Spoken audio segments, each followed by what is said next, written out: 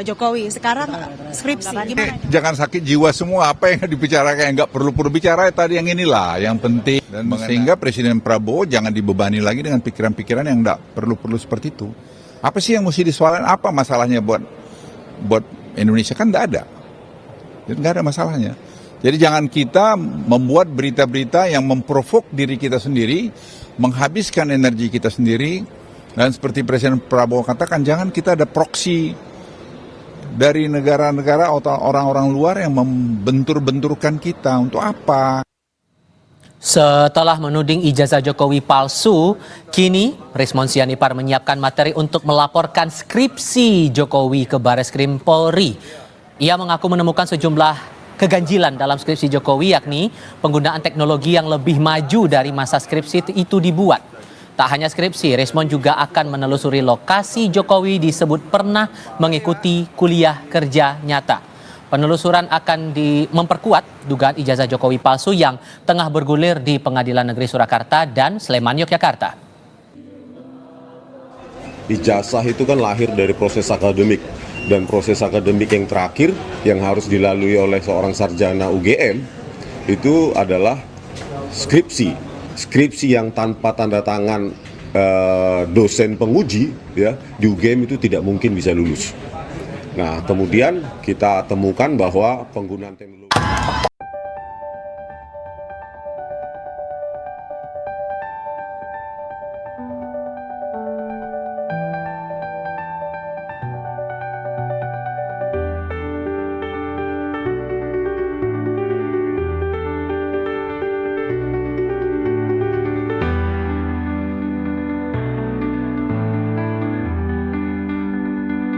Rismon akan melaporkan Jokowi ke Bareskrim dan Pengadilan Perdata atas skripsi palsu, mengingat form H registrasi Jokowi terdaftar sarjana muda dan total SKS wajib dan pilihan hanya 122 SKS. Sarjana muda tidak menulis skripsi. Sebelumnya, Rismon mengkritik uji lapor Bareskrim karena tidak menjelaskan secara detail soal lembar pengesahan skripsi Jokowi yang diduga menggunakan teknologi yang baru ada di tahun 2004. Nah, penjelasan dari Dirtipidum itu cukup mengecewakan, di mana mereka mengatakan mereka mengujinya dengan cara lembar pengesahan itu diraba, terus dirasakan, ada cekungan. Ini kan bukan perasaan. Harusnya ya, penyidik ya, ketika meminta keterangan dari pemilik percetakan perdana yang diakui itu adalah produk dari mereka, harusnya direkonstruksi menggunakan teknologi 1985 dengan handpress. Kan kesimpulannya adalah handpress atau letter press. Direkonstruksi dong. Apakah serapi itu? Bagaimana tepi-tepinya? Dengan tinta yang basah, dengan lengkungan yang cantik, belum juga dengan kerapatan dari titik-titik itu yang sangat rapat, yang tulisannya di lembar pengesahan skripsi itu kan dipertahankan di depan Dewan Penguji.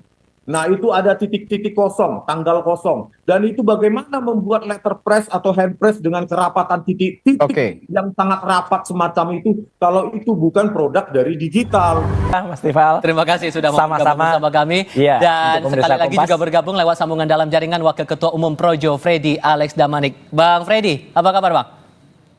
Alhamdulillah baik, selamat sore Mas, Yo sore. Ya, terima kasih sudah bergabung bersama kami. Saya mau ajak Anda dulu untuk melihat, ini mau kita diskusikan. Bang Rismon Sianipar di tanggal 31 sempat mencuit di akun X menyebut bahwa untuk aduan terhadap skripsi Pak Jokowi ini sebagai peperangan baru. Anda bilang ini memang kelasnya sudah level peperangan, dan kenapa bahasanya perang? Bukan, ini kan ya itu bahasanya Bang Rismon aja. Nah ini nih. Betul, tapi artinya gini, ini sebenarnya hal yang biasa. Kalau kita lihat kemarin, misalnya ada kasus lain nih ya. Ada kasus terbunuhnya seorang mahasiswa UGM, namanya almarhum Mas Argo. Ya, yang belum lama ini ya? Belum lama ini, gara-gara ketabrak BMW. Ya. Tidak hanya kasus tabrak yang kemudian itu diusut, tapi ternyata kemudian berkembang menjadi ada pergantian plat nopol, ya kan? Nopolnya tadinya plat F Bogor, kemudian diganti menjadi B. Itu diusut lagi. Nah, sama dengan ini. Jadi artinya bukti-bukti itu nanti akan selalu ketemu. Misalnya pertama soal ijazah. Jangan kaget kalau kemudian nanti ternyata ketemu skripsinya. Jangan kaget kalau kemudian ketemu lagi koran kemarin, koran Kedaulatan Rakyat yang sudah bisa kita pastikan 99% itu adalah palsu ya, karena itu hasil. Dan hari ini juga Bang Rismon dan kawan-kawan, ada juga Dr. Taufik, itu lagi berada di desa namanya Wonosegoro. Wonosegoro itu di Boyolali. Clear betul, Wonosegoro belum pernah ada digunakan KKN tahun 83 karena desa Wonosegoro itu baru ada tahun 2007. Jadi kan artinya ini kabar bohong lagi. Tapi kalau dibilang ini peperangan apa nggak berlebihan nih? Ya itu kan bahasa saja lah. Kan ada orang bilang ada kemudian kalau kita cari tiket sekarang. Apa istilah orang cari tiket sekarang? War. Iya kan perang juga. Jadi ya itulah bahasa-bahasa gimmick lah. Itu no problem lah soal. Bung Freddy, berlebihan nggak kalau ini dibilang war kalau menurut Bang Rismon? Nggak apa-apa, mau war, mau bom atom, mau apa, nggak apa-apa, bebas aja, uang negara demokrasi kan begitu. Yang pasti kan Pak Jokowi dia bilang kita layani, gitu, nggak masalah, silakan aja mau dilaporkan skripsi. Ya, kalau saya sih kan apa ya, saya percaya, pertama percaya kepada Pak Jokowi, yang kedua saya percaya kepada lembaga-lembaga yang kredibel ya, terutama dalam hal ini UGM sudah menyatakan skripsi Pak Jokowi asli benar, kemudian Bareskrim juga, saya percaya dengan itu. Kalau Mas Roy dan kawan-kawan Rismon segala macam mau mempermasalahkan itu secara hukum, ya silahkan saja, nggak apa-apa, diladeni. Sampai bilang Pak Jokowi tak ladeni, itu konteksnya sudah level serius atau sebetulnya respon santai dari Pak Jokowi menurut Anda, Bang Freddy? Gini, kalau Pak Jokowi ya beliau mengatakan secara kehidupan sih beliau nggak terganggu dengan ini, cuman ya, dia kan harus membela diri, ya dikatakan ijazahnya palsu, itu kan udah menyorong kehormatan, martabat segala macam. Jadi bukan masalah ini sudah sampai ke tahapan apa, tapi ya kalau memang ada yang melakukan hal seperti itu, menyerang dia, ya harus dilayani, nggak mungkin kabur kan begitu. Pak Jokowi itu presiden 2 periode, masa sama Rismon, Roy dan kawan-kawan takut, ya nggak mungkin lah kan begitu. Sampai dibilang Pak Luhut juga tadi, Anda mungkin juga sudah dengar ya, apa masalahnya buat Indonesia tuh Mas Roy? Emang kenapa lagi harus digulirkan lagi soal ini? Ijazah aja urusannya belum beres. Bukan digulirkan lagi, ini satu rangkaian sebenarnya. Dan Indonesia itu harus, kalau etik saja tidak punya, kejujuran saja tidak punya, ya ini kan masalahnya kan kejujuran dan kenegarawanan. Kalau orang kejujurannya tidak ada, ya kenegarawanannya diragukan, ya hancur bangsa ini gitu loh. Makanya kami ketuk sekarang kejujurannya seperti apa. Dan alhamdulillah kayak Pak Kasmujo sudah mulai jujur. Besok akan muncul nama-nama, tunggu saja, nama-nama dari UGM yang akan kemudian memberikan testimoni soal ijazah ini. Itu kejujuran-kejujuran orang yang akan muncul. Nama dari harian KR yang nanti akan membuktikan kalau ya itu hariannya tidak benar, itu hariannya yang benar ini. Artinya gini, orang-orang yang kita percaya, saya percaya kepada Bareskrim, insya Allah ya. Tetapi jangan sampai kalau ada orang yang memanfaatkan Bareskrim untuk kemudian memberikan bukti-bukti yang tidak benar, palsu. Kan kasihan Bareskrim. So, kalau Anda maunya apa? Kalau ini ijazah saja belum selesai urusannya di polisi, itu gimana kemudian dengan skripsi ini? Anda arahnya mau kemana? Loh, kalau skripsi jelas 99,9% kami sudah pegang itu preliminary evidence-nya. Itu jelas-jelas 99,9% palsu. Karena tidak ada lembar kemasan, tidak ada lembar pengujian. Jadi jangan sampai institusi besar, institusi kami, alma mater kami, itu ditumpangi oleh oknum-oknum yang kemudian menggunakan nama UGM. UGM benar-benar dipertanyakan dalam hal ini. Sayang banget. Bang Freddy, Anda menangkap ini arahnya kemana ya? Ke ijazah kan kasusnya masih belum tuntas sepenuhnya karena masih ada perdata juga. Dan sekarang mau diadukan juga Pak Jokowi soal skripsi. Anda menangkap arahnya mau kemana ini? Iya, seperti yang saya katakan tadi, justru apa yang dilakukan Mas Roy dan kawan-kawan ini menunjukkan justru memang niatnya mereka itu, niatnya jahat. Memang benar-benar ingin menghancurkan Pak Jokowi, mendelegitimasi Pak Jokowi.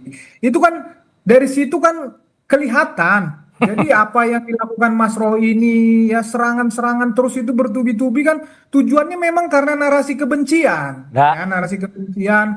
Ya, nggak apa-apa. Kalau ada apa di balik kepentingan ini, ya mereka yang paling tahu. Ya ada yang mengatakan memang saya juga mendapat informasi banyak pihak yang menelpon saya. Ya selain politik memang ada kepentingan bisnis di sini. Tapi saya juga Ini nggak bisa orang yang mengatakan saya itu nggak nggak bisa berani bersaksi. membuktikan. Saya nggak bisa membuktikan, tetapi saya tidak menuduh siapapun kan begitu. Jadi mereka yang paling tahu apa tujuan mereka. Tetapi sekali lagi Pak Jokowi bersama-sama dengan seluruh pendukungnya yang pasti siap melayani sampai manapun ya. Mas Roy ini cuma percaya kepada yang seperti dikatakannya tadi ya, orang-orang yang katanya nanti akan muncul-muncul itu dia percaya sama yang seperti itu. Tapi kalau dari pihak yang UGM, Bareskrim segala macam ada teman-teman Pak Jokowi, nah itu dia nggak percaya ya. Ya nggak apa-apa, silahkan aja nanti kan diuji di pengadilan. Nah, pengadilan Sleman sama Solo udah menyatakan ada itu apa namanya tergugat intervensi. Nah itu ditolak hari ini. Ya sama di Sleman juga ditolak. Jadi artinya jadi hukum ini bisa dipakai ya, bisa dipakai untuk membuktikan, untuk memastikan ya segala sesuatunya itu bahwa benar menurut hukum kita. Jadi nggak apa-apa, kita tunggu aja. Tapi kalau kemudian alasan Bang Rismond ini mengadukan skripsi Pak Jokowi ini palsu dengan alasan teknologinya belum eksis, penggunaan Times New Roman menjadi font dalam skripsi itu belum eksis di era Pak Jokowi kuliah. Itu benar kalau gimana? itu.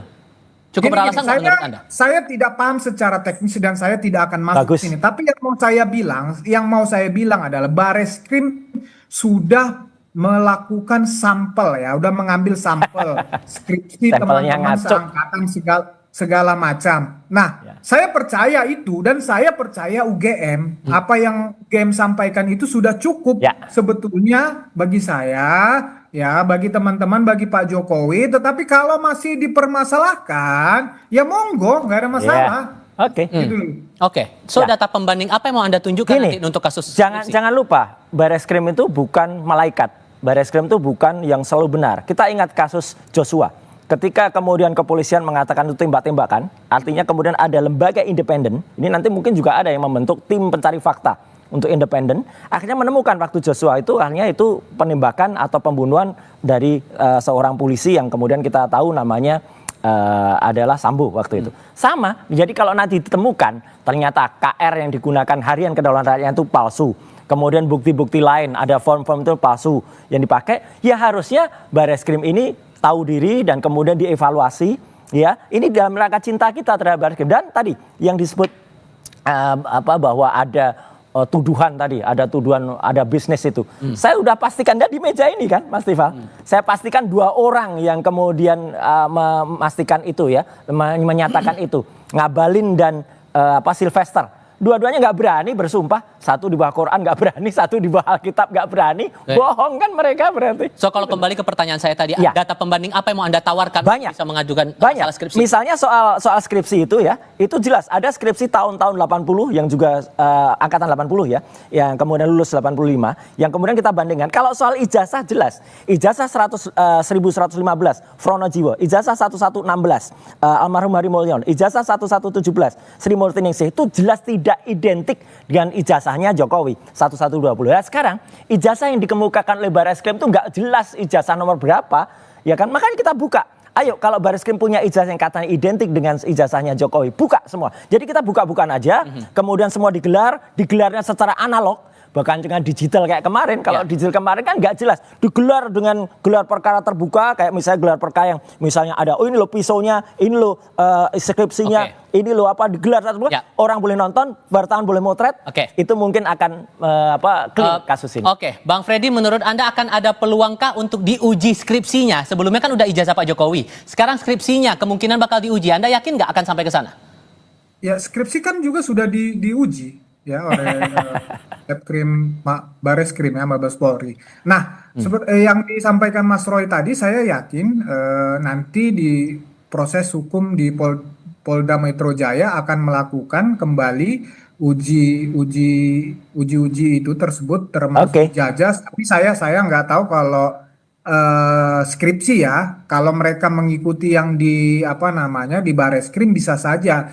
Toh juga ini laporan-laporan ini juga semua sudah menyatu di Polda Metro Jaya. Menurut saya sih langkah yang bijak dari Polda Metro Jaya untuk menyatukan ini, dan saya yakin nanti mereka akan melakukan secara terbuka, ya gelar perkara secara terbuka. Ya kita juga mendorong lakukan itu, undang nggak apa-apa, undang para telapor. Nanti kalau ada tersangka diundang, ya kalau mau naik P2, P21 atau mau naik sidik diundang, dibabarkan.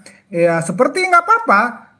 Nggak usah ada yang ditutup-tutupi, nggak usah ada yang ditutup-tutupi. Bila perlu memang kalau dibuka kepada pers, media, silahkan aja. Tapi saya yakin polisi itu juga sudah punya mekanisme, punya prosedur, dan ada dasar hukumnya kan, peraturan Kapolri segala, mereka akan mengikuti itu.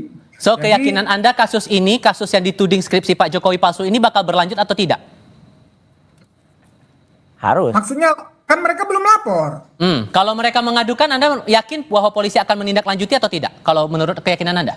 Ya harus ditindaklanjuti, namanya melapor warga negara Indonesia. Tapi kan seperti tadi, ada yang layak naik ke sidik atau dilakukan penyelidikan dulu, ya seperti Barreskrim kemarin, ya ternyata enggak layak naik, ini karena merupakan tindak pidana. Nah nanti yang Polda Metro Jaya kan sama, sekarang sedang penyelidikan, kalau naik sidik ya naik, jadi ya mengikuti proses aja Mas, nggak ada masalah.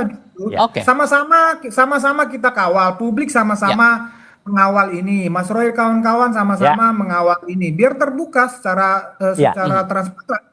Oke, Bung Ray singkat saja. Iya, ini saya bilang makanya semua narsum itu harus update ya, jangan kudet ya, gitu. Satu, yang di Barreskrim sudah ada perkembangan baru Mas Freddy. Jadi ada surat kalian lapor Wasidik kan? Ya, sudah ada jawaban dari Wasidik. Sedang dipertimbangkan untuk jalan terus. Jadi itu satu. Yang kedua, tadi siang juga Pengadilan Negeri Solo sudah menolak intervensi dari teman-temannya Jokowi. Jadi itu juga berkembang juga. Ya, jadi artinya alhamdulillah ini sudah mulai ada titik terang, dan sekali lagi kata cuma satu, Mas Tifal dan Mas Freddy dan semua pemirsa Kompas TV, kejujuran itu yang kita utamakan. Apapun itu di bawahnya adalah soal kejujuran dan kerawanan. Itu yang kita tuntut. Tidak ada personal, mau itu Jokowi, mau itu siapa, kalau nggak jujur ya harus kita lawan. Mas Roy, Bang Freddy, terima kasih sudah mau hadir dalam diskusi kami kali ini. Saya selalu untuk semuanya. Terima kasih. Dan terima kasih juga untuk Anda.